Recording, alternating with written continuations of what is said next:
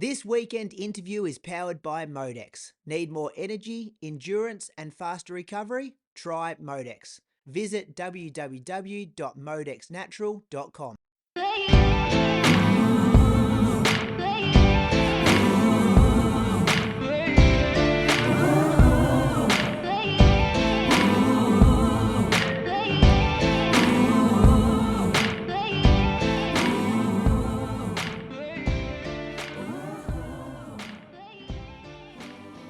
Talking real fast. This week's interview, Moose.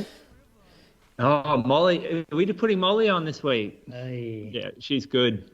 Molly, this is a good chat, isn't it? It is a good chat. Give me a Definitely. pump up here. Good chat.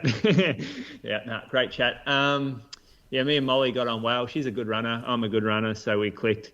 And she's also pretty like cool, talks super well, confident, talks really well about like her past that could be difficult stuff to talk about, but she's just super open with it. And talks about the shoes. Actually, I probably skimped over the shoes a bit too much. She sounds like she was fully digging them, but I only had a certain amount of time and I had to get through it. Could have talked shoes with her for a bit longer. US trials. She's got a coaching setup that's actually really similar to Ali and I. So yeah, pretty cool. You recovered well after butchering most of the PBs. Yeah. How was the start of Fucking this? stiff, wasn't it? World Athletics stitching me up. Surely Yeah, you I was must have been laughing. reading those PBs going, though, something doesn't add up here with what she's run for the half. Oh, I was Everything. reading it going, why are we interviewing her? She's not even fun. How did she do this in the trial? She ran 15:50? That's not right. That's she should, anyway. She's very nice about it, though. She was. She had a good Oh laugh about it. yeah. I don't know. There's a little bit of tension there, I reckon, and I had to get real sucky to get it back on track. And then about I think a three-quarters lot away. of runners, Oh, sorry, yeah. Brad, you go. runners, I think, will get a lot about it. I really enjoyed the stuff about like linking self-worth to your running, Yeah. and that's like there's some really good advice in there. Is this the one, because I've listened to a few interviews you've done that are coming up, is this the one where you have a bit of a flex three-quarters of the way through and let her know that you went to the World Champs at Doha? Oh yeah. Yeah, this is that one. Yeah, had to get that in. Yeah. Do you know who you're talking to, Molly? Show us a little bit of us. After you murdered all her PB, you just had to recover. Nah, I liked it. I had fun with this one. Like some people can just talk, and you know who? Jared Ward on the Shoe Geeks one. These guys can talk. Like, when did they go through? It's like Saucony put him through media lessons or something. They're just like real smooth. But it's not corny Yeah. smooth. It's like, it's not like they're trying to sell the shoes. They're like, we're just going to talk to you like authentically about Genuine. some shoes. Yeah, it's good. Yeah. Genuine smooth. I really enjoy it, and they're obviously like the face of the company for a reason, because they are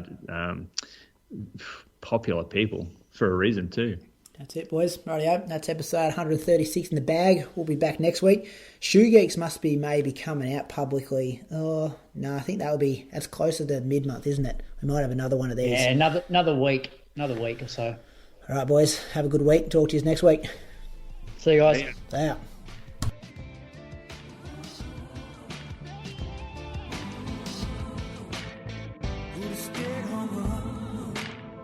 Could have been knocked down, but here I stand, a man whose roots he understands, and I'm gonna hold my head up high. To the Inside Running podcast. Hey, happy to be here. Yeah, well, thanks for being a guest. Your name popped up. We discussed your run at the Olympic trials. Oh, feels like it forever ago now, but we did discuss your race.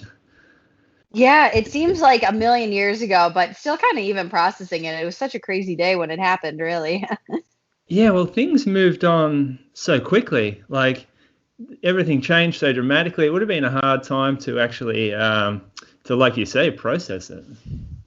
Yeah, well, if anything, I got right after the race. I think most people went on these big vacations and were doing all this stuff, and I actually had to drive my car all the way back from out west where I'd been training at altitude, because I normally live in Boston, and basically it was like ended up being like a 30-hour drive. So I kind of got a lot of time alone in the car to just sit and kind of think about what had happened and just the excitement of the weekend. It was nice having some alone time, truthfully, after all that. Yeah, 30 hours in a seat though after a marathon, like not ideal for the body. No, well, so how I usually do it is I'll get out and take little like running breaks, and my legs actually didn't feel horrible after that race. So I would like find a new town, get out, run around a little bit, find some good food or something. So it's really not as bad as it sounds. I feel like 30 hours sounds so big, like when you say it like that, but when you're actually doing it, it's not terrible. Yeah, that does sound fun. So let's just run through some PBs because like a lot of our listeners, they're from Australia and weirdly Norway. But we have Molly. I have you. Now tell me if these are wrong because often the internet is a liar. So 1,500 meters, you've run it in 4:18, 4 minutes 18. For 1,500, I want to say 4:16. Okay, I'm good to change. I mean, that's pretty close. Yeah. 5K 15:52. No, 15:15. Oh my goodness. Well, Where are you getting these? I don't know. This is off World Athletics. I thought that was. Oh, yeah.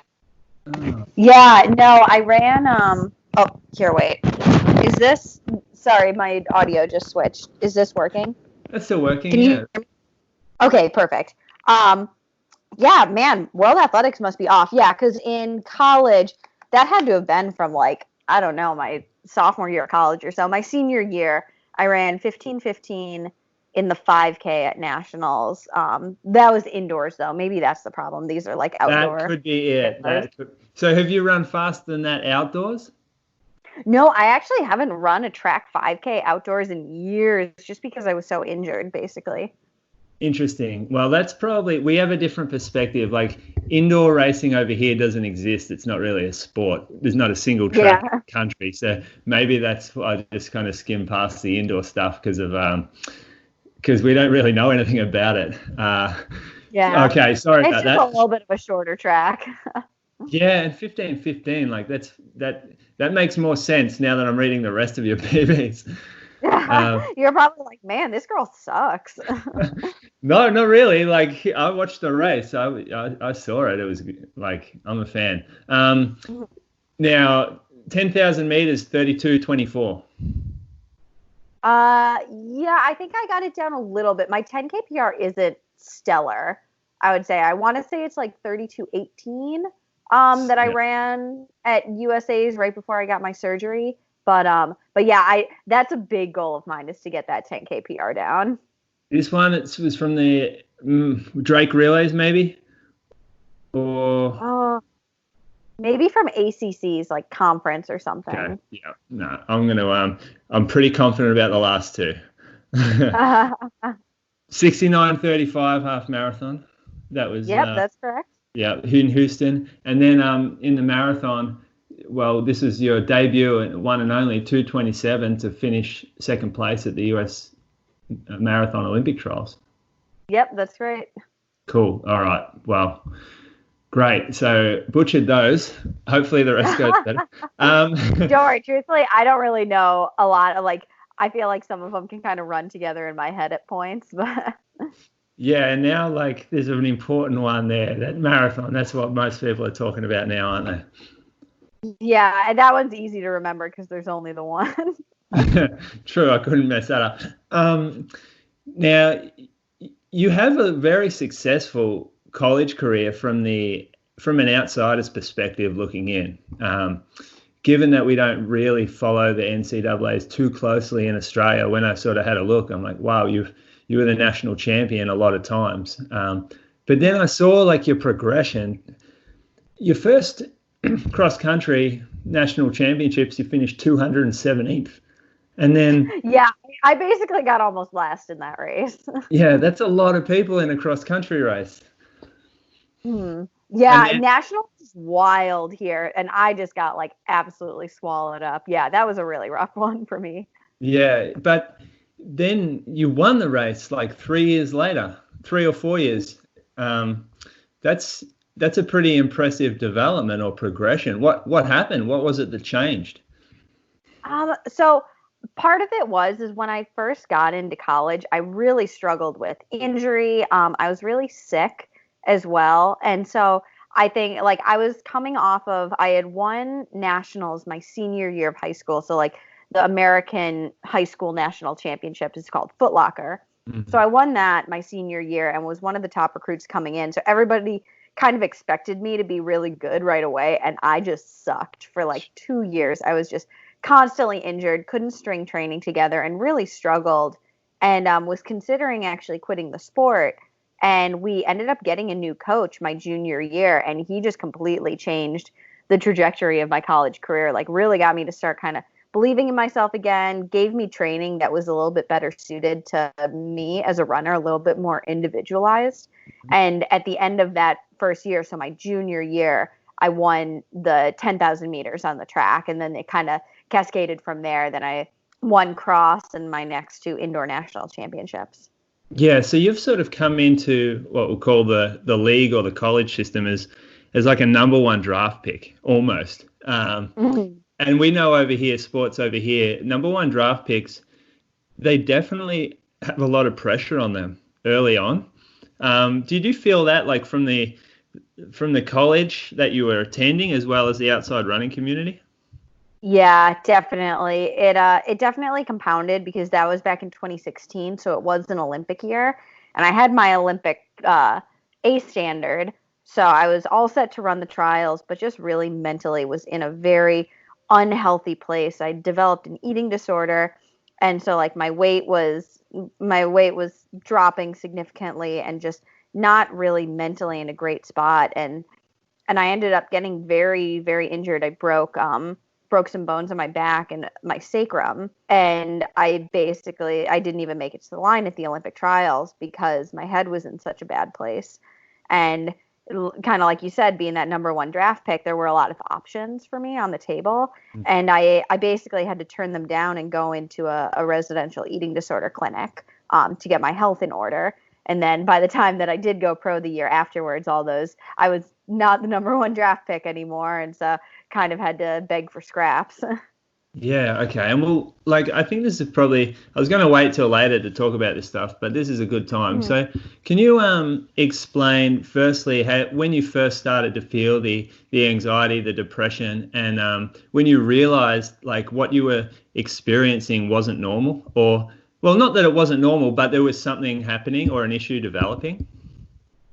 So I've dealt with, so I was diagnosed with OCD when I was in high school. So I've dealt with these things for years, basically. And I would get like pretty consistent therapy on various medications and stuff. But definitely the pressures of the college system and the NCAA and just all of this pressure to kind of keep that number one ranking, I felt myself kind of like sliding into a really unhealthy place. I wasn't doing the work to keep my mental health where it needed to be. And so probably by my senior year in 2016 was when things really started to go downhill.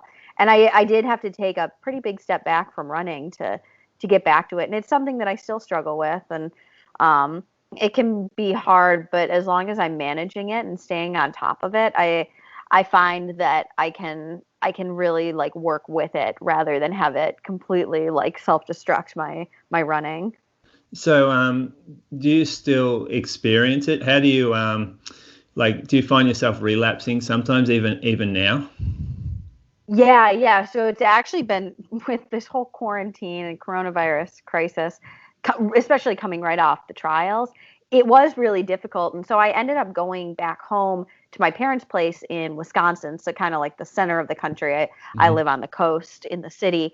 But yeah, just to kind of be able to have family around. And when I feel myself with those old anxieties and those old obsessive behaviors starting to kind of crop back up, especially in relation to eating, I am better now at being more aware of it, of when I need to when I can't handle it on my own and when I need to reach out and get help, because I think that's probably the biggest thing, is just being able to admit that it's a little bit bigger than one person can handle, and getting help is the best thing that you can do. Yeah, and it's such a recurring theme with the athletes that we interview, and from what I see in the running community, it's just it's constantly in well, now it's getting exposed. No, and people are talking about it, and it's a little bit more out in the open.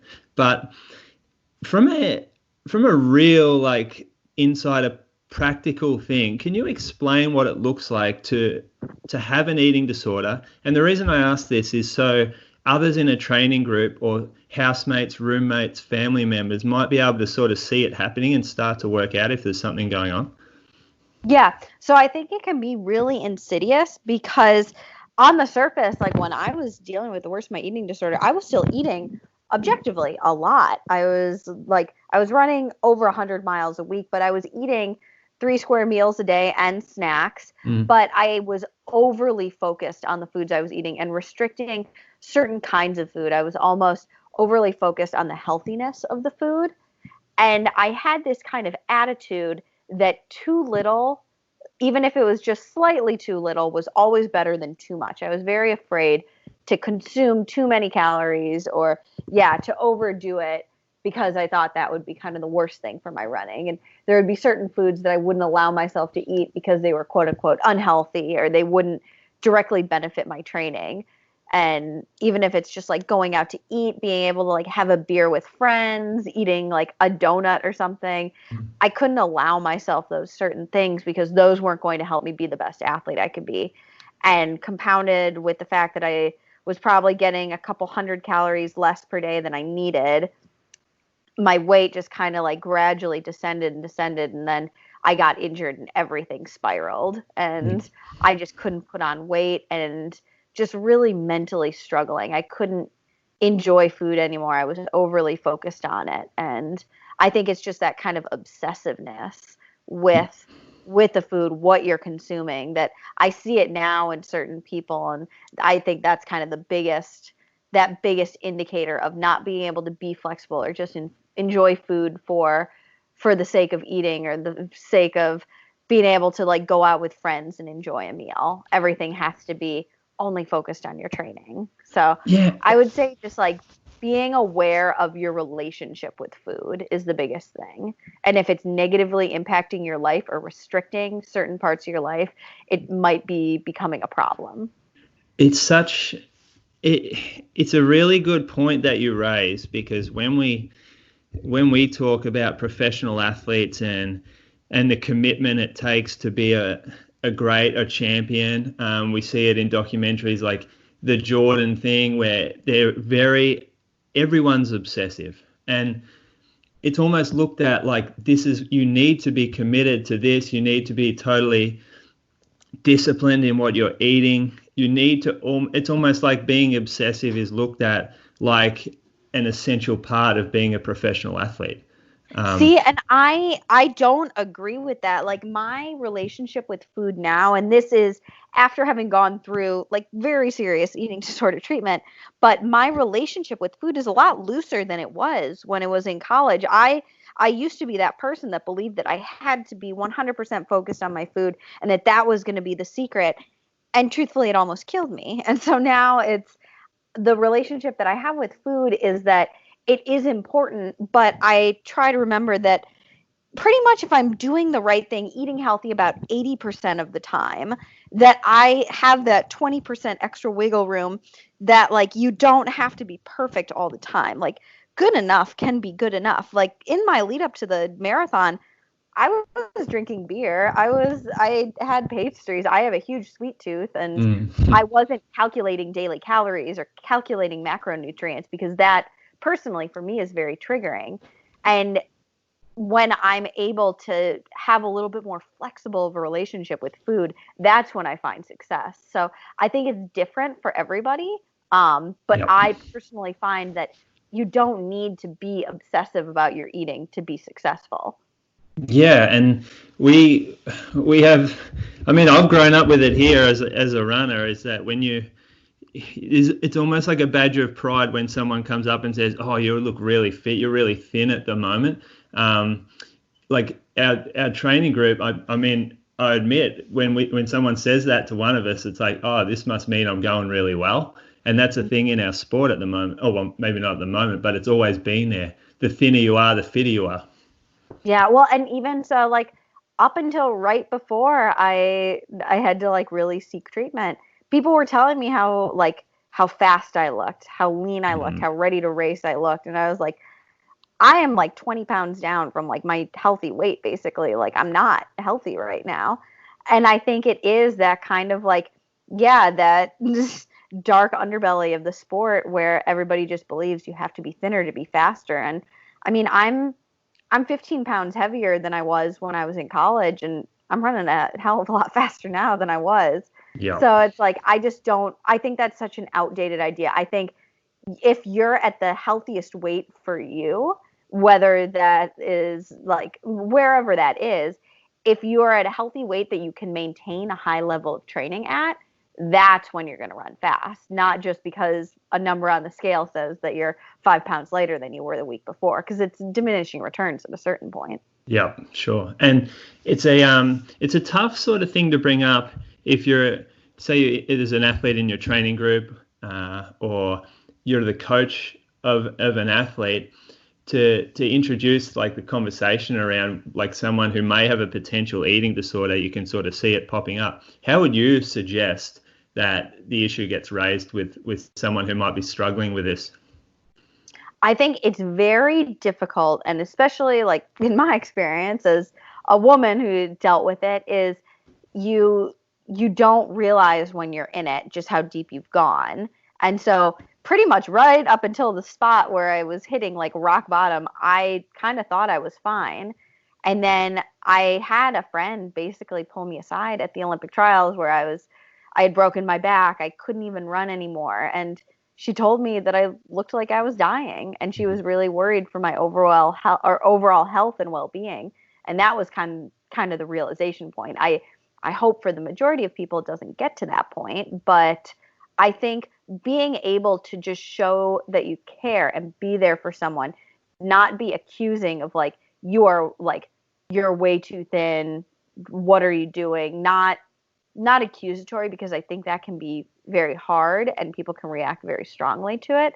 But I think being like, hey, like, I've noticed that you aren't coming out to dinner with us. I noticed that like you've been a little bit restrictive with your food. Like, maybe do you just want to talk about it? Like, I noticed you've been kind of stressed at meal times. Like just being there and listening, I think, is the biggest thing sometimes, and not trying to put too much on the person, because it's a really vulnerable state. And I think a lot of people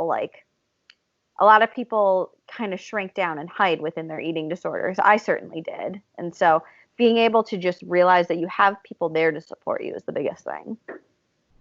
And I listened to an interview where you talked about how when you won NCAA cross country, you were at nearly your thinnest, and how you really hate the fact that that sort of image gets put out there as an image of success. Can you talk us through that a little bit? Yeah, I think at that time when I was racing, in my head, I thought that I was super fit, super like lean and ready to race. And I thought that's what I needed to be.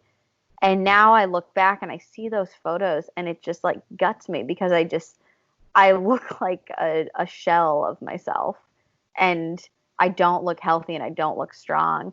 And I don't want girls in the sport to see that and see me winning an NCAA championship at a super unhealthy weight and think, okay, like, this is what I need to do to get to this point. I need to be my absolute thinnest to get there. And if anything, I would point to me finishing the Olympic trials at a higher weight than I was in college, but finally healthy and able to run a full marathon without getting hurt, to do a full marathon buildup without getting hurt. Whereas in college, when I was at that lowest weight, I was barely able to string together training and I didn't feel good. And I think then, like, now that I'm older and have figured out my nutrition a little bit better and have a healthier relationship with food, I just feel stronger and able to do more stuff than I was in college. So I don't know. It's hard, because I look at those old pictures of me and I just see a completely different person. But I had to go through that to get to where I am now. And what would you say to a young athlete training with like similar pressures now? I know it's like you've sort of touched on it, but is there any specific advice for, say, a young female athlete, even a male athlete? I know this is this gets talked about even less, but male body image and eating disorders is still prevalent in our running community. But what sort of advice would you sort of give early on in an athlete's career? Yeah, I would say I don't think young athletes give themselves enough like forgiveness necessarily for like not constant improvement. Or I'm not saying this the most elegant way, but I think there's this idea that, oh, I have to get better every single year. If I'm not better this year than I was last year, then I'm a failure. And especially in women's sports, that's not going to necessarily happen. Like girls, especially when they get into university, your body's going through a lot of changes. You're going from being a kid to an adult. And as your body changes, you aren't necessarily going to see that steady, constant improvement every year. You might have a plateau, or you might even get slower 1 year as your body kind of adjusts and shifts. But in the long term, you need to go through that to be a healthier athlete overall and to have longevity in the sport. I think it's hard because it is just like this competitive attitude of, I need to constantly be doing more. I need to be getting better. And I think if young athletes are able to say like, okay, I need to give myself the space to like realize that I've got other pressures in my life and I'm becoming an adult here. I might have pressures from school. I have boyfriend or girlfriend. I'm just learning how to live on my own for the first time.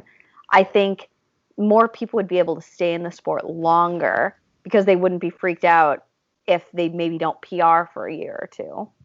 Yeah, and we have such measurable outcomes with ours. Time. So what did you run last year? Oh, I ran 32:30. Well, I have a definitive marker of whether I've got better or worse since the year before. It's really difficult to move past that. Oh yeah, and it's just like it's so cut and dry, and it's just such like a savage system of like, oh well, like on paper I'm just not as good as I was the year before, but maybe it's not accounting for the fact that like, oh, my form really improved. Oh, I like finally like learned how to like use race tactics or something. There's no like notation next to those times that say like other areas you might have improved. Yeah, definitely. So when you find yourself almost regressing, or when there's some issues that start popping up recently, what sort of strategies do you have now in place, given that you can identify what's happening?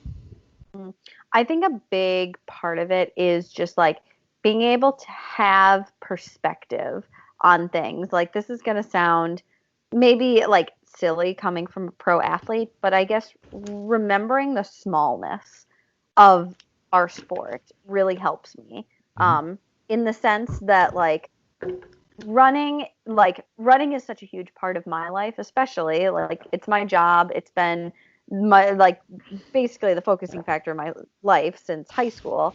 But on the grand scheme of things, like running isn't changing anything in the world. I'm not curing cancer through my running. And so like being able to remember that at the end of the day, like my parents are still gonna love me even if I don't run well. Like I'm like my running has no bearing on me as a person, and that I am separate from my running as a person. And there have been times in my life where I definitely had my whole self-worth wrapped up in my running, and I had to kind of get through that. But yeah, just realizing that like I'm more than just what I'm doing. And I know that sounds so cheesy, but with the injuries that I've been through and all the stuff, I think like I had to realize that if I just place all of my happiness in whether or not I'm running well and running fast times, like you're never going to be happy that way. That's a Or lesson. your happiness is going to be very fleeting. Very tied to running, and we're all guilty of it. I know people that run 3 times a week, 4-hour marathoners that are still, their happiness is tied to their running. Yeah, I think it's hard. I think it's definitely like running is just a sport where it's very easy to, I don't know, almost use it as just this constant like reward or whatnot of like, oh, I need to constantly be getting better. So I always get that shiny new PR, that shiny new like trophy or whatnot. And It's just you're constantly chasing, and you need to kind of be happy with yourself at the end of the day. Yeah. Have you read the book? I think it's What I Talk About When I Talk About Running by Haruki Murakami. Okay, so I'm gonna say I have read the book. I am a huge Murakami fan, Yes. and I'm sorry, but that is my least favorite book of his. Well, it's different, but I I found think that, it's different. It's just I love his other literature. I think there are a lot of really good insights in there, and I think it is like a very good it is like a great just like philosophy of running. But then when people say that's the only Murakami book they've read, I'm like, oh, he's got such good like literature. Read that first, then he's read the got running weird book. literature. It's weird stories. Oh, it's great. I love like weird, just absolutely like crazy surrealist literature. So Murakami's like one of my favorites, but I can appreciate what I talk about when I talk about running. Yeah, and for me, it was quite depressing hearing him talk about how he's just getting slower, and it's like it affects him so much. I was like reading the book thinking, this is so sad. This is like Yeah. this is a terror. Like I can feel what he's going through right now. Like and I mean, this is a guy who runs. I think tries to break 4 hours every time he runs, but yeah. I like it's inevitable, right, that you won't always be improving. That's kind of what I picked up from that. Yeah, and I think like being able to just like be okay with running with running just for the sake of running and it not having to be for any exterior goal. Like obviously like being able to race well is great and it's fun and it's awesome, but I think if you have the attitude that, oh, if I don't improve every single time, then it's not worth it or I'm a failure, like then running can be a really joyless thing. So maybe finding other ways to enjoy it as well on top of just the joy of winning. The other thing though is that he's so successful.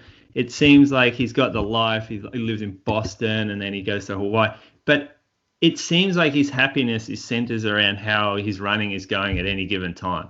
And to me, that was like the most relatable thing ever. Oh yeah, I feel like that's such a thing with runners of like, oh, my workout sucked today, so like now the whole day sucks. And even if it was like a really great day, like I definitely have that, or like today was an off day for me, and so it's almost like I almost feel just like down the whole day. I'm just like all I want to do is be running, and so it's like trying to get out of that negative headspace and just enjoy running for the sake of it. Need more energy, endurance, and faster recovery? Try Modex. Powered by Pycnogenol, Modex boosts blood flow and reduces inflammation for more efficient performance. More energy, more focus, more recovery, more immune support. Modex. Do more, naturally, every day. Modex is scientifically proven to be beneficial for immune support, energy, brain function, endurance and physical performance, healthy joints, blood circulation, inflammation reduction, and recovery. It contains no GMOs, no caffeine, no harmful ingredients, and is diet friendly, whether you eat keto, paleo, vegetarian, dairy-free, gluten-free, or practice intermittent fasting. Modex is HASTA certified for sport. Learn more via modexnatural.com. So you've come out of college, obviously some headspace things going on for you, but you're the champion, right? You are you've come out of high school number one, coming out of college number one. I don't know. Coming out of college, because I had to go through treatment, when I finally left my 5th year, I was definitely not. Like it was very difficult to get a sponsorship. Sure, yeah, okay. But obviously someone at Saucony has sort of seen the potential here and taken a bit of a punt with you, especially after that 5th year where maybe the interest died down a little bit. Was there a particular individual? I'm really interested in how the chats went with a brand around your running history, your injury history, your mental health issues, and your future. Like, was there a particular individual that sort of stood up and said, hey, I'll own this one. Well, let's take a punt. Just in general, basically, like, yeah, there had been the talks with the people from Saucony who are in charge of kind of like elite athlete recruitment and putting together a team. So basically when I was coming out of college, they they were pretty much the only people who were willing to offer me a sponsorship. And they said like, hey, like, we know where you are right now. You're injured. You've been very open with us about the fact that like you've dealt with some struggles and like might not be able to race for a while. You know what? We're willing to support you and help like develop you as an athlete and provide you a living wage to come out and like live in Boston and train out here.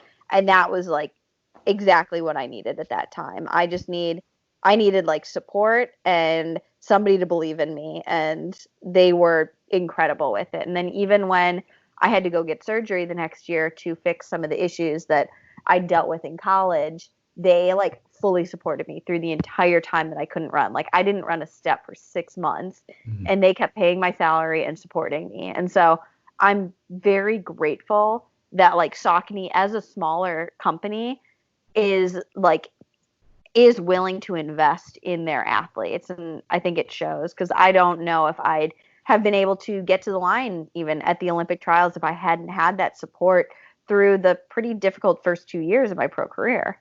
And do you think it probably worked in your favor that you came out and you did sign with a smaller brand, and it was a lower profile deal, and as you started your professional career, there wasn't a ton of pressure compared to if you came out as the, like, I messed up before, like the champion, and you were sort of going to a really high profile group with a big contract?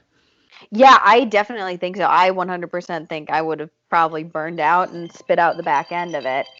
But yeah, I think just like being able to have that development and work, like Saucony is a smaller company, like they're right in Boston. So like I can go into the office and like, especially like I'm very fascinated by shoe development. And so like being able to work with the people there, like being able to say like, hey, like this pair of shoes feels great on my feet. Like, can we do something with this? And just have that, I don't know, it's just very dynamic.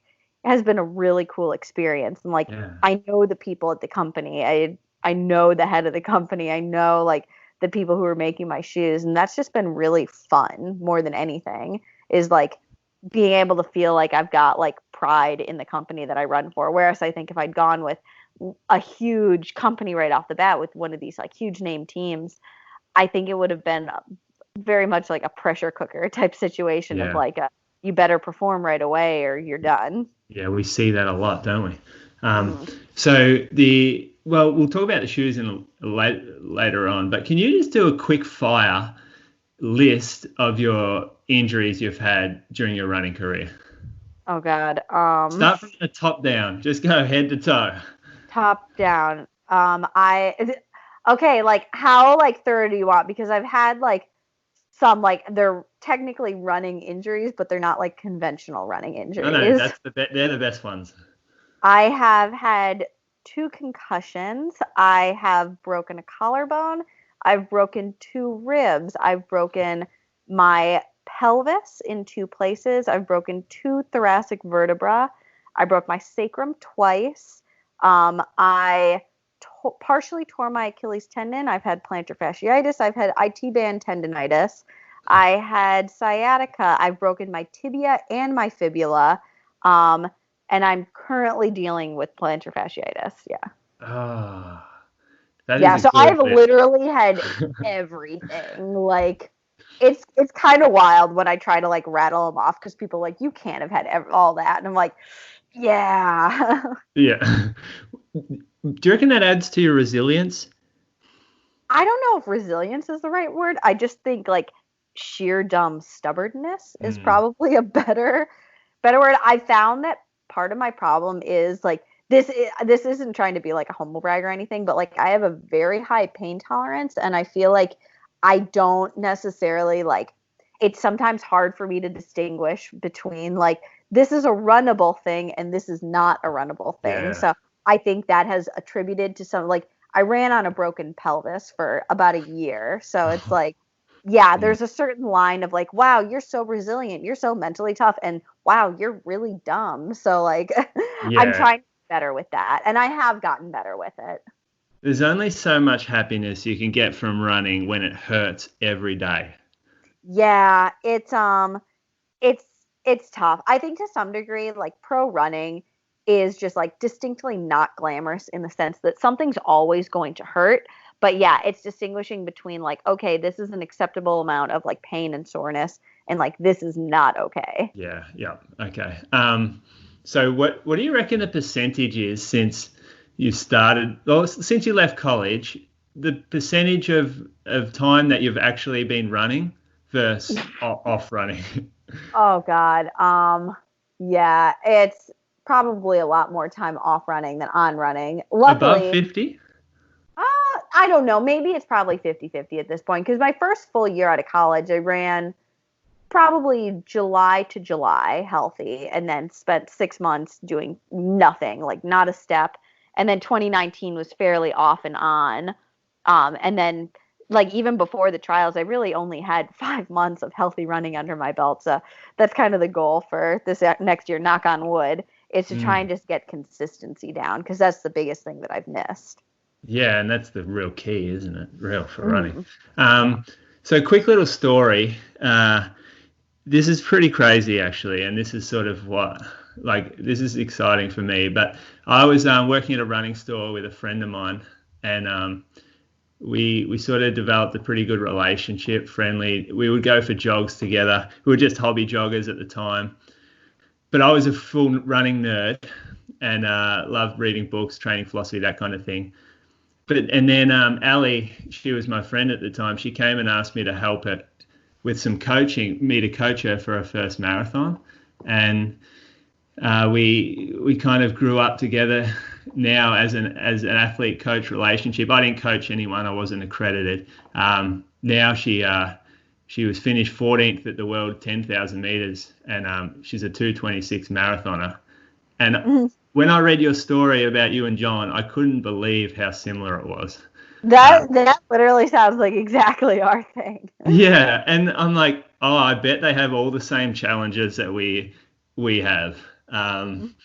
So I know the challenges, but I'd be interested to hear in some of yours as well. But firstly, so your coach John Green. Yes, John Green. John Green, he is a good runner in his own right, but what's his philosophy? How's it been different from things that you've done in the past, training-wise? So I guess the reason why I ended up with John coaching me, John is a very good friend of mine. We were Saucony teammates together on the same track club, and we were both just so injured all the time. It was a very high intensity type like track training, really focused on like mile or 1500 through 10K on the track. And neither of us really responded well to the training of fast track intervals. And I reached a breaking point kind of last summer where I was like, I just don't think I can keep doing this anymore.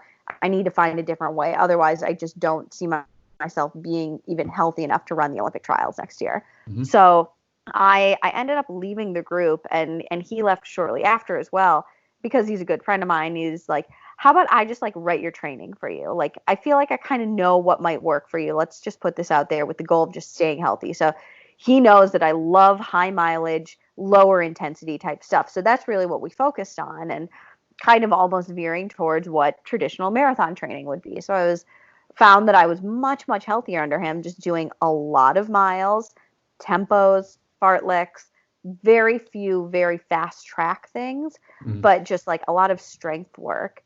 And over time, just realizing how strong I was getting with running, he was like, let's hop in a half marathon, see how it goes. Maybe we'll try for a marathon, like just to get your strength up. And then maybe we can sneak our way into the 10K team or something. Yeah. And so that's really what it was. We were doing the Olympic trials as kind of a means to get strong for the track so that I could do the 10K, because I wasn't able to do the fast kind of training that other women are able to do. But I figured, maybe if I had just have enough endurance and enough just sheer like aerobic strength under my belt, I can wrangle my way on this team. And then all of a sudden I make the team in the marathon, which we were both pretty surprised by. But I think John will probably say that he had more confidence in me than I probably had in myself. Yeah. Well, that's what a coach should be. Like that's a coach's job, to sort of give you confidence. So you guys sometimes they're in the same town. You're obviously off on altitude trips and camps, and you're training around the country. How often do you guys chat? So leading up to the marathon was actually quite difficult, because I was in Flagstaff for the better part of 2 months leading into the trials.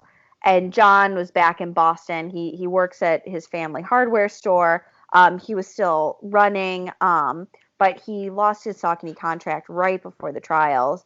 And so, like, just dealing with that, he was very sad that he didn't get to see the actual build-up. But we were talking fairly frequently, just from like a friend's standpoint, is like we're talking, if not like every couple days, like every other day or something, and then definitely on workout days. But now that I'm back in Boston, we actually see each other pretty much every day. And he runs with me. He helped pace me in my workout yesterday, and so it's like it's really fun just getting to be back and actually having that, like having him there for workouts now, because he really enjoys it and he wants to be a part of it. And yeah, we'll have to kind of figure all that out again if I build up for a fall marathon and have to go back out to altitude. But yeah, he's still kind of figuring out what his next step is going to be. Okay, yeah. And obviously you're a pretty high level athlete your whole kind of career anyway. But has John ever had any like, what the fuck, we're like out of our depth here? Like, hey, I don't know what to do anymore. Because we've certainly had these moments going through this whole thing.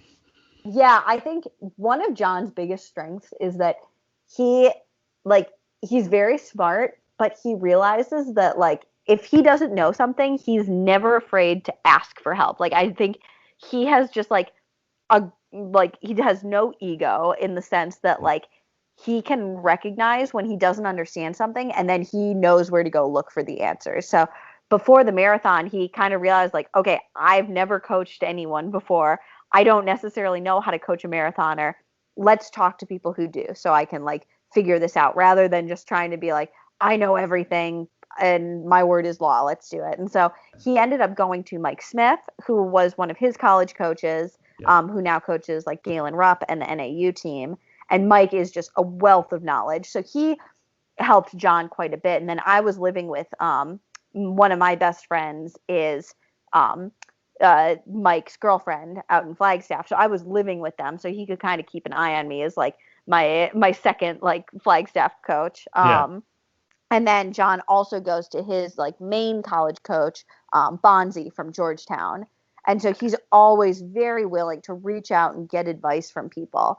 And then likewise, he's always looking for like contributions from me. I think that's partially why it works so well, is he gives me a lot of freedom to govern my own training. He definitely is like, it's a democracy, not a dictatorship. And if I really feel strongly about something, he's always willing to kind of let me do what I feel like I need to do. Yeah, that sounds like a good relationship. And it sounds like he'll make a great coach. Mm-hmm.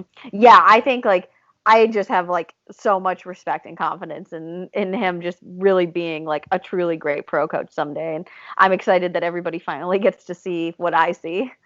Yeah.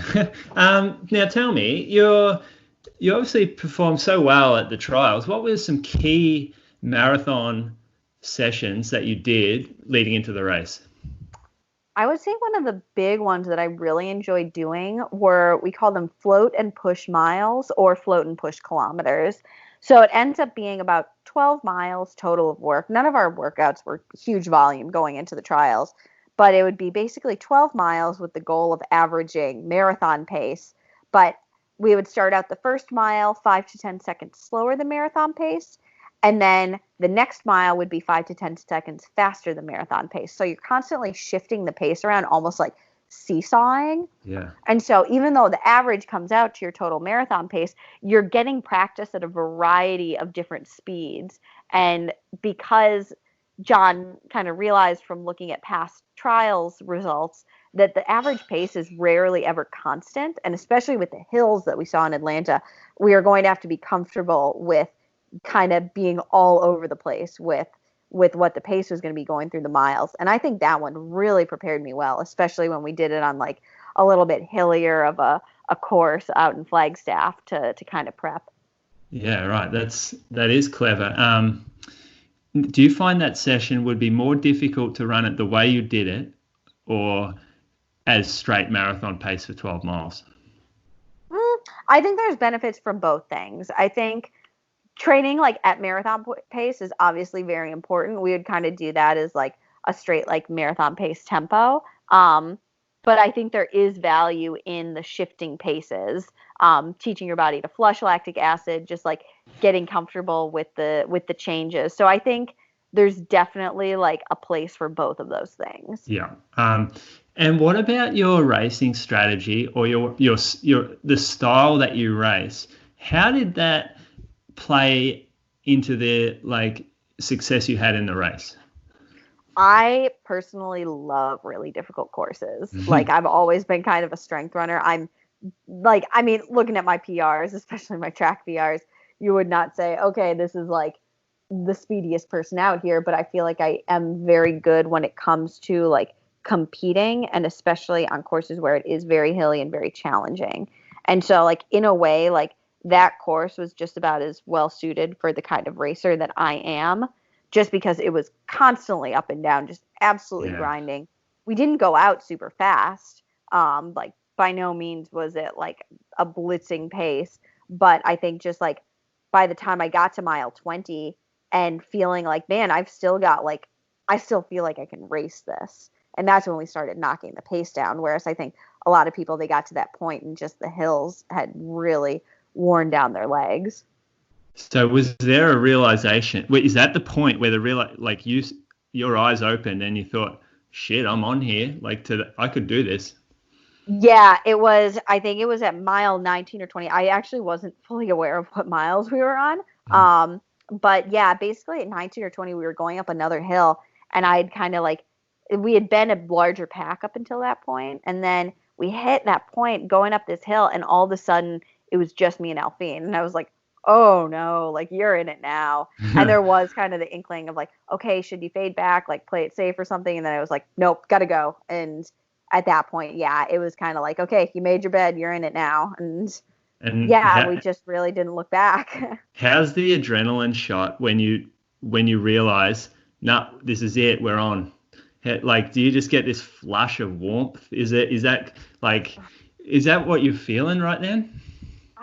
I don't know if that would be the right feeling exactly, but it is kind of just like this, like, I just felt so like keyed in, and like the crowds in Atlanta were wild. There were so many people there. And so when they saw us make that break, that's when people really started freaking out.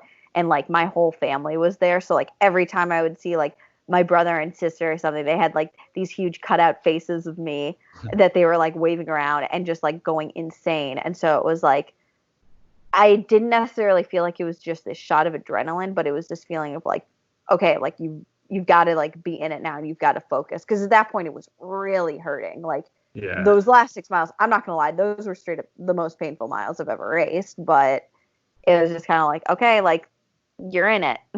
Yeah.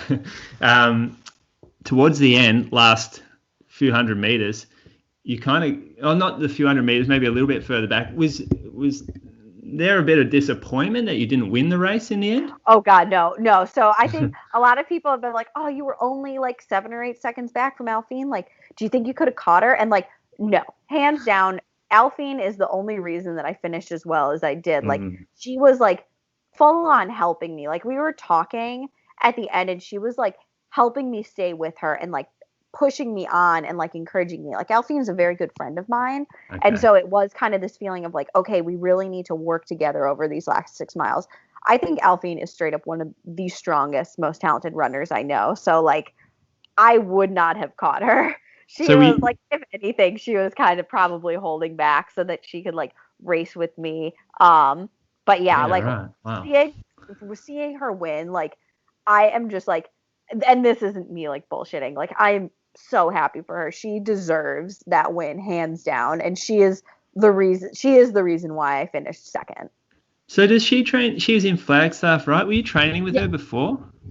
So I only trained with her a little bit in this build up. NAZ, or her group, the Hoka group in Flagstaff, they kind of like narrowed down. They have 3 very good women in their group, and so really kind of like, I wouldn't say isolated, but they were kind of like doing their thing. But in the past, yes, we have trained together a bit. And she's just someone who's always around Flagstaff. We'll easy run together. And just like wholeheartedly one of the nicest people I know. Like, I couldn't think of anyone who deserves this more than she does. I didn't realize you guys were close like that before the race. That's pretty cool. That must be comforting when shit gets hard at the end and you're like, okay, well, I've Yeah. got a friend around. Yeah. Well, and even like beforehand, she was just like we had raced together at Houston for the half, and like we rode the bus over together, and she's just like she's one of those people that just raises up the people around her, like is very encouraging, and especially for me, like I want to say I'm 7 years younger than her or so, but like she realizes how new to the marathon distance I am, and just like great at giving advice, and just someone who like wants to wants to be there for the people around her. I think some people can like take energy from others, and Alphine like gives energy to the people around her. Yeah, cool. That's good. That's we don't see much, like we're in Australia, we don't see much. But the US trials, that's a big spectacle. Like that's Yeah. we love that. Like 'cause there's so much riding on it. And it's such a Yeah, I think it's a fun system. I know not a lot of countries do it like that, but yeah, it's kind of like that winner take all, like one day only, throw yeah, everybody at the wall and see who sticks. fairy So yeah, tale it's story crazy type stuff. fun. Yeah. Mm. Yeah. So let's just do a bit on the shoes because you obviously wore Yeah. them in you wore them in the race. Did you wear the prototype that is released basically now or coming up? Yeah. So the version that I wore in the race, those were full production model with the new World Athletics rules. You have Yes. to be wearing a full production model that is available to the public. Leading up to the race, I had been like part of the development of the shoes. So I had been training and racing in prototypes leading up to the trials. But yeah, the ones that I had at the trials, I got them the day before the race from Saucony. And those like, yeah, I was just like super pumped to have the full version. Yeah. And the first time you got the first prototype that ever got delivered to you, what were your first thoughts when you put them on? The first thought that I had when I put them on, and the very first version I got looks wildly different from the current ones. I'm actually looking at them right now. They're kind of like powder blue. And I put them on, and it's like, oh, this is different. Like it just feels different from a regular shoe. You feel a little bit taller and just almost like forward on your toes, and then Yeah. you start striding, and it's a shoe that just like feels fast. And Yeah. so it's really funny. My sister is my same shoe size, and she started wearing these like prototype production models in her races. And so people would be like, what are those? And she would like wouldn't be able to tell them because they're like an unreleased model of shoe. But it's been really cool to see these shoes evolve and refine over time, because it's like each subsequent version has just gotten better and better and better. So, what was some of the early feedback that you gave back to the developers? Like, was there some things that you needed to improve on? Yeah, so the first version, the foam was a little bit heavier. They had a different type. They hadn't quite developed the Power Run foam that they use now. So it was a little bit heavier. And the shoes used to be, I want to say, like higher. So they felt a little bit more unstable on corners. You almost felt a little bit like you were up on stilts. And so the developers took that feedback and made the shoe much more like stable, but not in a rigid way. Like with the current model, you definitely feel like you're on just like this stable platform and you're locked in, which is perfect in Atlanta because there were a lot of like 180-degree turns that we had to do. And so I just felt like locked in, and the foam is much, much lighter now. And so it's just like the shoe almost feels like kind of nothing on your feet. Well, that is one of, like, I've worn all the competitors' models as well. And that is the big thing that I love about the Pro is that you can put it on a track, and because it's not so unstable and maybe it feels like a slightly more traditional flat, it feels snappier than some of the other models out there. It feels faster. And so were you spending a bit of time in competitors' products to try to get a bit of a feel for what you thought could work? Or I've worn the Nike products. We were using that kind of as a little bit of a comparison. Yeah. And like at the trials, one of the big headlines was like that Nike gave out all of these pairs of Alpha Flies for free to everybody at the trials. Yeah. And truthfully, like I didn't go and pick up a pair because like I just straight up prefer the feel of the Sauconys, and that's not just like me like trying like one like I am like loyal to Saucony, they are my sponsor, but like I legitimately just really like the feel of the shoe. I don't know if that's because I've worn them through the development and that just like the shoe just feels great to me, but I don't know. It's something about the ride of the shoe. Like it is that slight more stability to it. And the foam is slightly denser, so it lasts a lot longer. Like one of the prototypes that I've had them since last September, and whereas the Nikes kind of like squish down and look sacked out, like these look brand new. Like I've worn them for probably over 400 miles at this point, and they look like just as good. So I think the foam is a little bit more durable, I would say. But yeah, like obviously like Nike kind of set the standard with those shoes and everybody kind of races in those, but I did not have any qualms showing up to the line at the trials in the Saucony shoe because I knew that I was in something that was like just as good, if not better. Yeah. This is, I think, the first one on the market that really, really competes in its own way. It's a little more niche, though. It's like it's not more niche, but it's different. It has its own identity, and that's I'm really enjoying that. I like that specific nature of it at the moment. And kudos on the integrity and not going and picking those shoes up. Like I was wondering about that. And I thought, how can you like? That's not cool. Like a brand's taking a punt on you. They look after you. They support your career.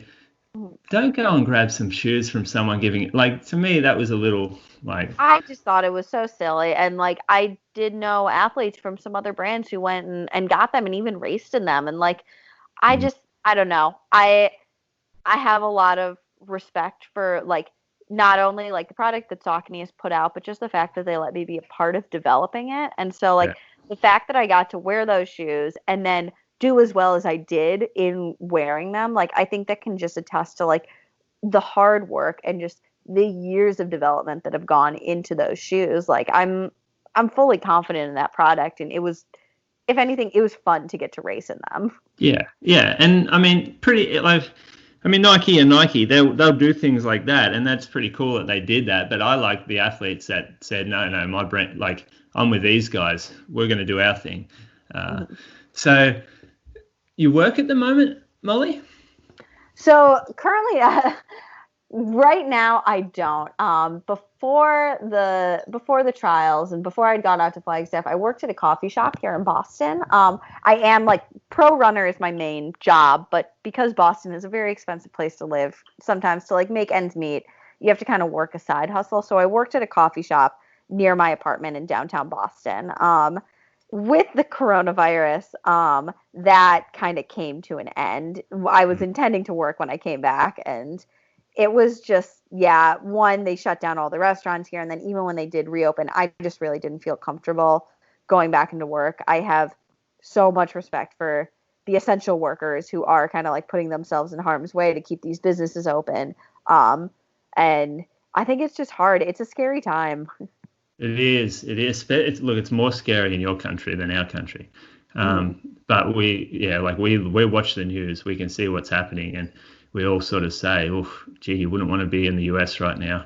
It's wild. We're wearing masks on every run, and most things are still closed. And it's a new world. Yeah, wow.